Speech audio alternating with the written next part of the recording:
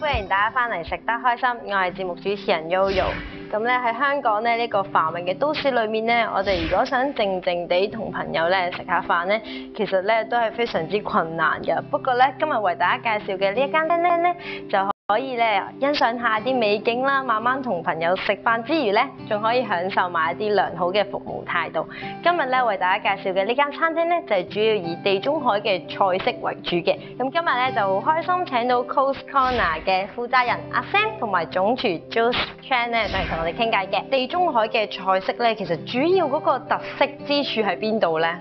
咁其實地中海嘅地方主要圍繞住葡萄牙、西班牙啦，同埋地中海沿岸嘅，咁佢哋好，即係佢哋係其實係貼住係一個海岸線，咁佢主要係啲海鮮嘅美食啊。咁但係其實佢哋主要係用啲咩嘅食材為主㗎？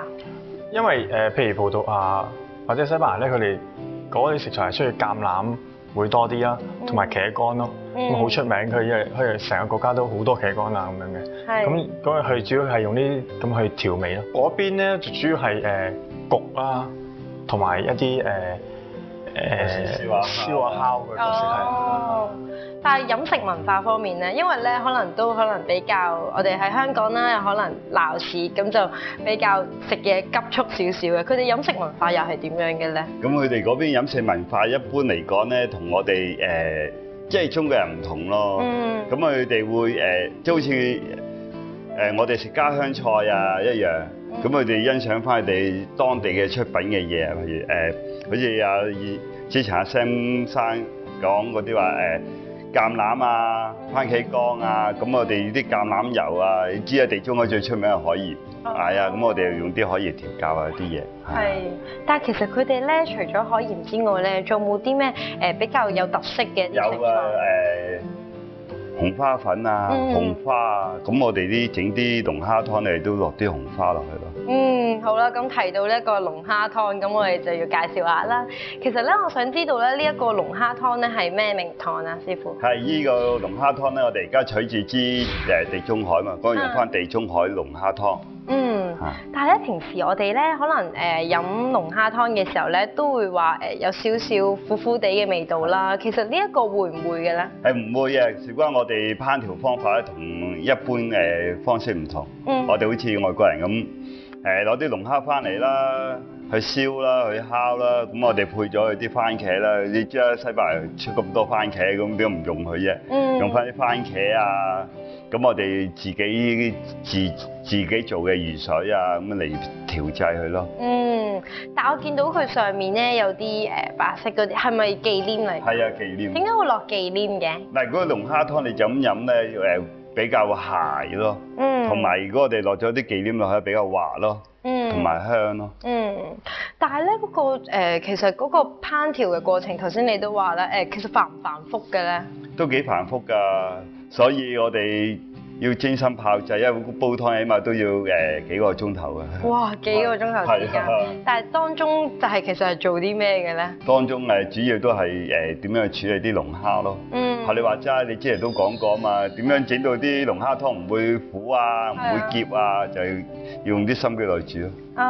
所以我哋就覺得平時可能我哋飲到嘅咁就可能食材方面啦，咁就非常之呢個食材係好重要嘅。但係喺揀一個龍蝦嘅時候咧，又主要係點樣處理？係要着重啲咩條件咧？點樣為之靚嘅龍蝦咧？咁你喺處理過程，咁你啲龍蝦啦，咁我哋又要製造啲魚水啦，又落啲雜菜啦落去燒烤佢啦，咁啊加佢當地嗰啲番茄啦，咁樣咯。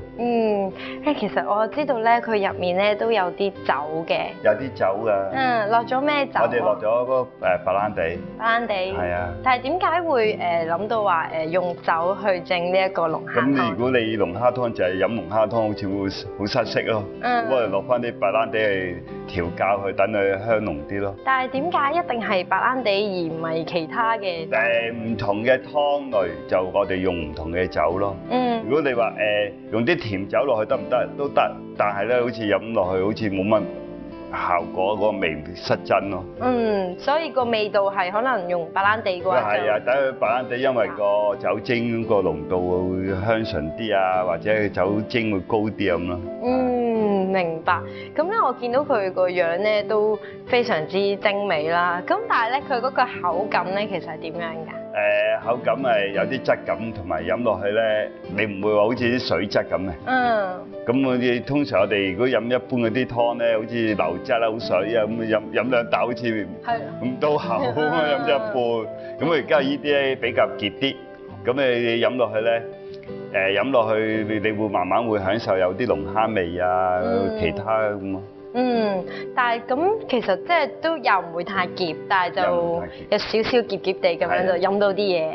其實呢一個頭盤咧係咩名堂啊，師傅？呢個頭盤係個三文魚塔塔。三文魚塔塔，咁得意嘅，即係我見到佢係入面除咗三文魚之外，佢入面有啲咩材料喺入面當中啊？嗱，咁我哋用翻除咗三文魚啦，咁我又用翻當地嘅材料啦，水腩咯。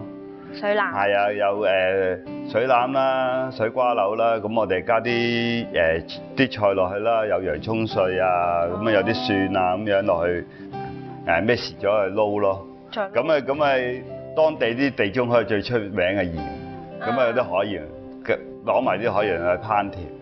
係啦。嗰個其實我覺得好特別啊，但係塔塔係一種咩？塔塔咧其實咧即係好似我哋外國人。去到日本食魚生一樣，咁我哋冇嚟叫魚生噶嘛，係咪先？因為咁所以外國人個譯其實係中譯英嘅塔塔，係咯。但係其實西方嘅刺身同埋日本嘅有啲咩分別咧？西方嘅刺身唔同，西方刺身咧你食落咧片到好薄啊，一片片啊，或者做啲冰啊，咁啊外國人唔會噶嘛，外國人覺得做啲冰會好唔衞生啊咁啊，同埋切落去咧個 size 咧要食落去有啲口感，咁你如果你食魚生唔會噶嘛，你食落去咬落幾爽喎，幾滑喎，咁啊呢啲唔會話食落去爽同滑噶嘛，食落去嘅質感唔同咯。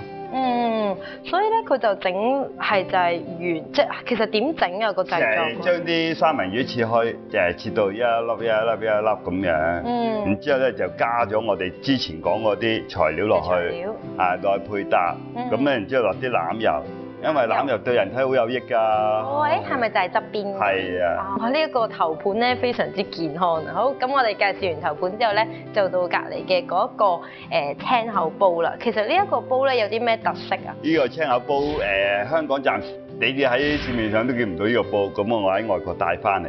咁啊當時我喺比利時咁嘅工作咧，就帶咗呢個煲。咁佢嘅特色係歐洲呢個特色咯，呢個煲。同埋佢煮嘅青口亦都係當地人好常見用咁嘅煮法。個煮法係點樣？咁啊用個煮法咧，最主要係個蒜啦，同個白酒。白酒。係啊，咁啊加咗啲配菜落去。但係其實除咗青口之外，仲有啲咩配料喺入面？咁我哋入邊有啲西芹啊、金筍絲啊、洋葱絲咁咯。個煮即係成個咁就成個煲就圍住佢煮。但係佢主要個特色之處喺邊度咧？嗱，主要特色咧，佢用個煲嚟煮，就係原煲上咁啊，用爆咗啲洋葱啊、蒜啊，同埋嗰啲雜菜咧，然之後揼啲青口落去。係。咁啊〜煮到咁上下咧，就落白酒啦。落白酒。然之後落我哋啲魚水。魚水。然之後咧，最後咧滾起咗之後，我哋落啲忌廉落去，等佢滑翻。咁你就咁如果食嗰啲青口肉咧，會好鹹。即係都係要落忌廉嘅呢個。都要落忌廉，都要。但係魚水，我想知道魚水係點樣整出嚟？咁我哋用我哋賣嗰啲鱸魚啊。有時有啲紅衫魚啊，咁我哋攞好多唔同嘅魚嚟，然之後煎香佢咯，煎香佢，然之後用啲雜菜嚟就係整一煲魚水咯。但係咪好好味㗎？我食到舐晒嘅。哇！真係㗎，呢個過程其實都幾繁複㗎。係啊，所以你話個客人嚟食，真係擺晒心機落去已經。哦，但係咧，我想知道啦，青口咧有冇分種類㗎？青口其實種類咧就有嘅，咁我哋就採咗個藍青口。藍青口，即係你哋就主要用藍青口嗰種嘅。如果綠青口咧就比較韌咯，呢啲藍青口就比較嫩滑咯。哦，即係個分別就喺呢度，所以你哋就特登去選用藍青口去做。但係其實主要嘅食材都係喺邊個地方嘅？其實咧，我哋食材咧，呢啲青口嚟講咧，我哋跟個水嘅嚟走咯。咁每個國家嘅氣候唔同啊嘛，係呢個國家有時打風咁我哋失收，咁我哋攞唔到，咁咪要走去第度攞咯。唔該晒 Joseph Chan 同埋阿 Sam 咧上嚟同我哋介紹咗咁多呢一啲嘅菜式嘅，咁咧我哋而家先休息一陣先，陣間翻嚟繼續食得開心啦。